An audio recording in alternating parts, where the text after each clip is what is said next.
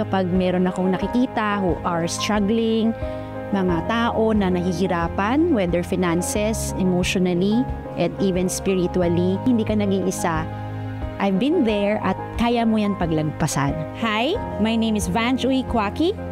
I am the author of Write Your Own Miracles. Super proud akong sabihin that I am Chinese by blood and Filipino by heart. My parents are pure Chinese, both Chinese and Filipino, values family, values relationship, hard work, talagang masisipag at visionary. Yung aking parents, pinag-a-arrange din yung marriage. My parents got separated when I was grade 3. Hindi mo rin siguro masisi si mama because yung aking papa po is mentally challenged. Si mama eventually found her true love. Because of this, ay nagkahiwalay sila.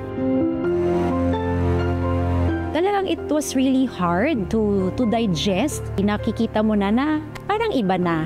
Hindi na siya normal, hindi na siya tama. Struggle siya during that time when it comes to finances. Ang hirap, hindi mo mabili yung gusto mo. Yung minsan yung sapatos mo, sira na dahil minsan baha. Those experience shape who I am now. Looking back, salamat pinagdaanan ko yun. Kasi sobrang binavalue ko ngayon ng pera. Binavalue ko ang hard work. Kailangan kong daanan lahat ng struggle, lahat ng pains, at lahat ng hirap na yun bago ko pa ma-uncover yung aking sarili, yung aking purpose, yung aking talents, na hindi ko alam kung ano yun. It took a while bago siya na-reveal sa akin ni Lord. Nagpatong-patong na yung hirap as a child, until age 22, nakadapa ako noon, December 22. Si Papa noon, wala na heart attack siya. I was jobless dahil hindi ko nga alam kung ano yung purpose ko. In that moment, I felt parang sasabog ka na. Yung naisip ko, isulat mo.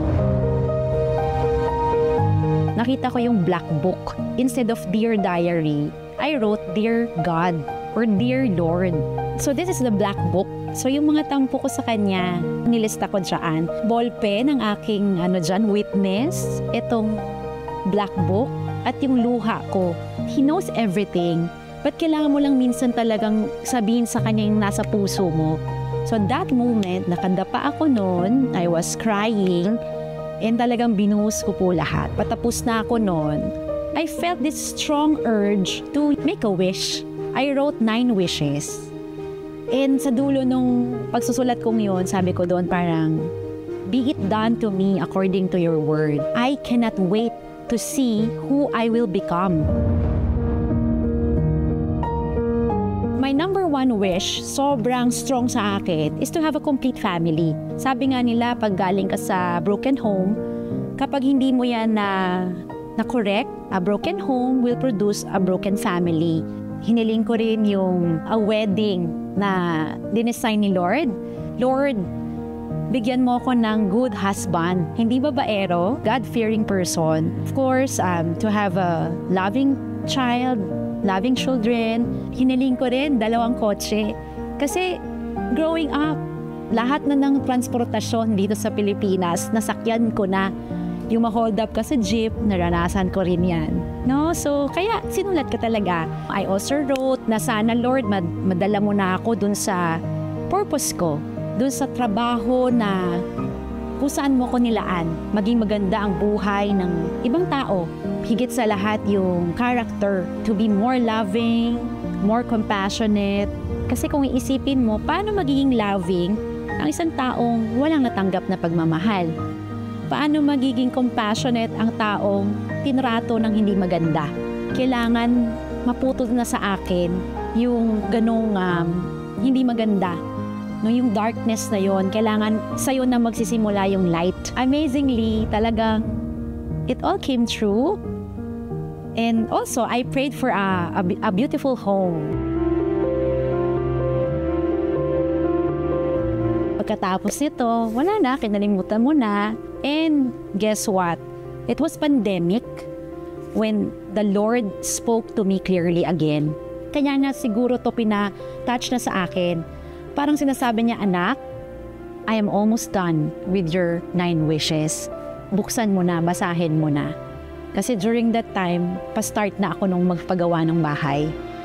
So, nung binuksan ko to, talagang kilabot yung naramdaman ko noon. Sabi ko, wow, amazing. And merong boses, and of course, it is God's voice telling me, it's time. Vange, tell this to the world. And because alam mo na, ang tao, pagka nabalutan na yan ng fear, hindi yan kikilos. Tama? So, hindi ako nakinig kay Lord agad.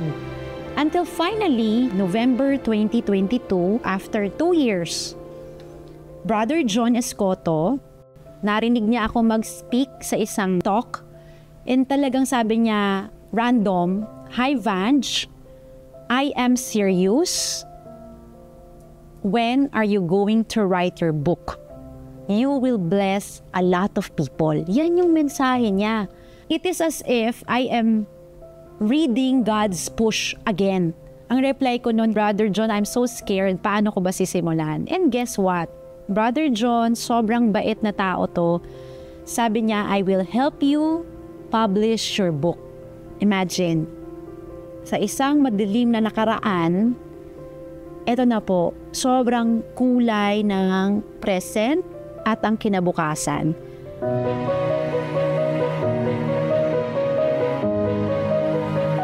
And November 28, lumabas po itong aking Write Your Own Miracles. At ngayon po, umabot na ho ito sa iba't ibang bansa. At talagang tuloy-tuloy ang mensahe na nare-receive ko po. Ang hindi ko makakalimutang message is yung halos gusto na niyang mawala sa mundo.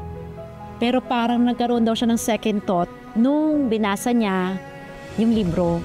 Talagang sasabog ho yung puso ko na yung isang iniiyak ko lang noon, ngayon nagbibigay na ho ng napakatinding pag-asa at nagbibigay na ng napakalaking inspirasyon. Meron din ditong portion, tutulungan ka ano yung mga lessons na kailangan mong matutunan para ikaw rin matupad mo yon. The most powerful is, you really have to ask. Na gusto niya, kwento mo sa akin, anak. Ano ba yung gusto mo? You have to tell it to the Lord.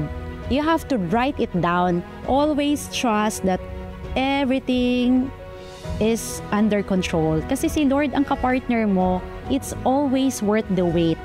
And one day, ikaw naman ang mag-share ng miracle ni Lord sa buhay mo.